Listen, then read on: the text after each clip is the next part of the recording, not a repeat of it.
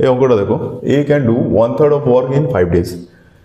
এ 1/3 মানে 3/1 করে 5 দিনে, 3/1 যদি 5 দিনে করে তাহলে 3 ভাগ টোটাল কাজটা করবে 15 দিনে। আর এখানে বি বলেছে 2/5 of the work in 10 days। B 2/5 2 unit কাজ করে কত 10 দিনে।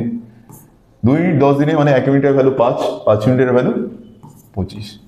তাহলে এ টোটাল কাজটা করে 15 দিনে আর বি টোটাল কাজটা করে 25 দিনে। তাহলে এখানে এ বসালাম 15 দিনে কাজ করে, এখানে বি বসালাম যে 25 দিনে কাজটা করে। তাহলে 15 আর 25-এর এলসিএম আমরা টোটাল ওয়ার্কে বসাবো, যেটা হলো 75।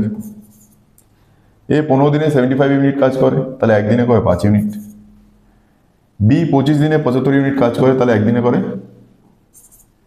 3 ইউনিট। তাহলে এদের জয়েন্ট ক্যাপাসিটি 8 ইউনিট। তাহলে এ প্লাস বি টোটাল কাজটা কত দিনে করে? 8 দিয়ে 75-কে ডিভাইড করবো।